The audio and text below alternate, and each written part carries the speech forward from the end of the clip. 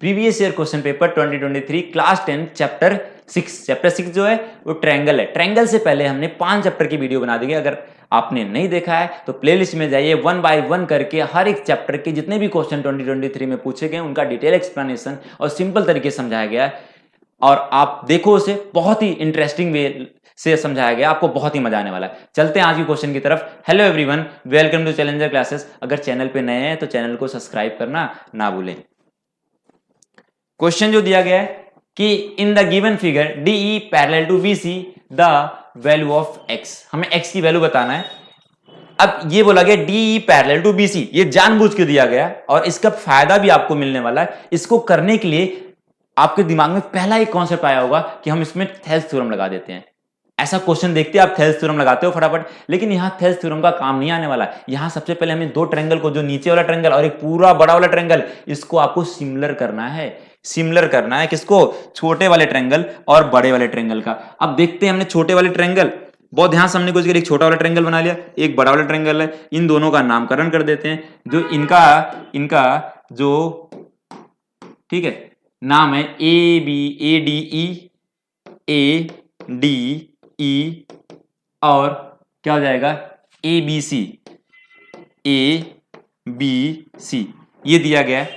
अब अगर हमें इनको सिमिलर करना है तो सिमिलर करने के लिए आपको कितने रूल की जरूरत पड़ती है? वो रूल है आपके 3 है, मतलब 3 सिमिलरिटी क्राइटेरिया होते हैं। या तो इसके तीनों के तीनों कॉरेस्पॉन्डिंग एंगल को बराबर कर दीजिए, मतलब A बराबर A हो जाए और D बराबर B हो जाए और E बराबर C हो जाए, तो हम इससे बोल सकते हैं कि एंगल क्राइटेरिया से ये सिमिलर हो गया। या इसके तीनों कॉरेस्पॉन्डिंग साइड के रेशियो बराबर कर दो, हम इससे बोलेंगे साइड से ये जो ट्रायंगल क्या हो गया, सिमिलर हो गए। या किसी दो साइड का रेशियो बराबर कर दीजिए, इस साइड और इस साइड का रेशियो इस साइड और इस साइड के रेशियो के बराबर आ जाए, और क्या करें हमने, इनके बीच का एंगल बराबर कर दें, तो हम इससे बोल सकते हैं कि क्या हो जाएगा, ये जो ट्रायंगल सिमिलर हो जाएगा साइड एंगल साइड क्राइटेरिया से। तो चलिए इसको करने के लिए हमें किन किन चीजों की जरूरत पड़ने वाले हैं, तो हम पहले लिख लेते हैं कि in triangle ADE and triangle कौन सा हो जाएगा, ABC।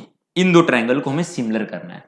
तो बहुत ध्यान समझना है कि DE पैरेलल टू किसके है, DE पैरेलल टू BC है। अगर आप देखा जाए ये ट्रायंगल का एंगल 1 है, यहां एंगल 1 बना देते हैं, और ये एंगल 2 है, और इधर वाला क्या हो जाएगा, एंगल 3 हो जाएगा, और इधर वाला क्या हो जाएगा, एंगल 4 हो जाएगा।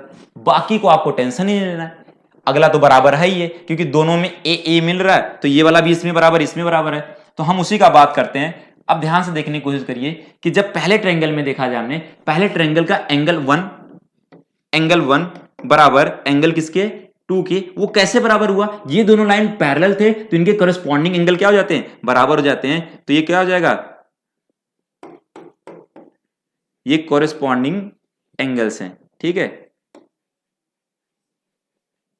कॉरेस्पॉन्डिंग एंगल हो गए। दूसरा क्या हो जाए, ये 3 बराबर 4 हो जाएगा, एंगल 3 बराबर एंगल 4 हो जाएगा। वो भी कौन सा एंगल है, यही कॉरेस्पॉन्डिंग एंगल है, ठीक है। और तीसरा भी एंगल बराबर कर सकते हैं, क्योंकि इसमें भी A वाला एंगल मिल रहा है, इसमें भी वाला, तो एंगल A बराबर एंगल A हो जाएगा। तो हम बोल सकते हैं कि ये किससे हो जाएगा, ये दोनों में कॉमन है, क्या है, ये दोनों में कॉमन है, ठीक है।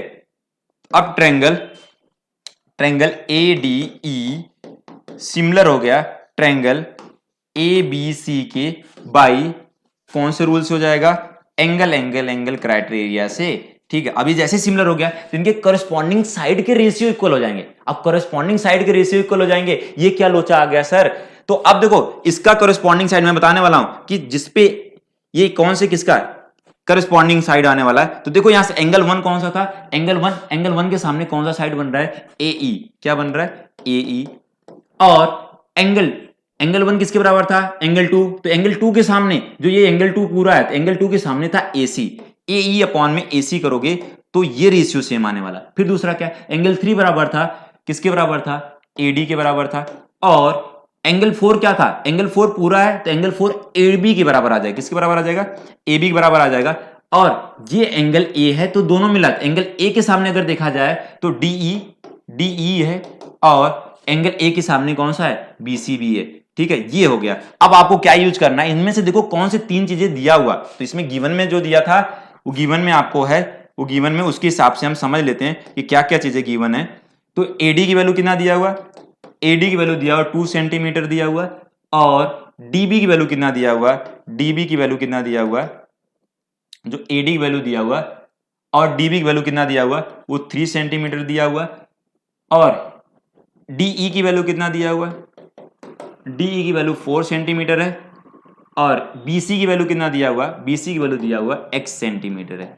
तो हमें क्या जरूरत पड़ेगा, हमें इन दोनों से पहले, इन दोनों से हमने क्या निकालते हैं, AB की वैल्यू निकालते हैं। जो AB आ रहा है वो AD प्लस BD से मिलकर बन रहा है। किससे मिलकर बन रहा है, AD प्लस BD से मिलकर बन रहा है। ठीक है, AD की वैल्यू कितना है, AD की वैल्यू 2 सेंटीमीटर है और DB की वैल्यू 3 सेंटीमीटर है। तो इन दोनों को ऐड करोगे तो कितना आ जाएगा, टोटल आ गया 5 सेंटीमीटर आ गया।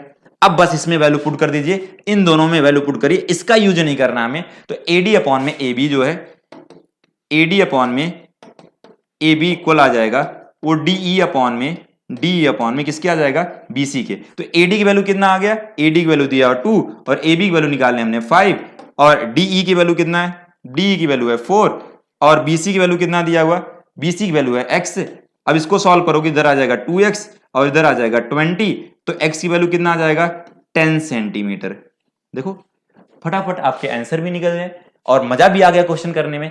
आपको क्वेश्चन बहुत अच्छे से समझ में आया होगा, कैसे मैंने समझाया कि एक टॉपिक को, उसको ध्यान रखना कि अगर कहीं पर ये बीच वाले चीजों को पूछा था, इसका मतलब इन दो ट्रायंगल को सिमिलर करके इनको ही सॉल्व कर सकते हो। अगर आपको इधर और इधर में से कोई पूछा जाता है, उसके लिए थेल्स थ्योरम लगा सकते हो आप। ठीक है, तो चलते हैं आज का क्वेश्चन। अगर आपको बहुत अच्छे समझ में आया और आपका कॉन्सेप्ट अच्छे से क्लियर हुआ तो ये कमेंट करना ना भूलें और अपने दोस्तों को शेयर करना भी ना भूलें। आज के लिए इतना ही, धन्यवाद।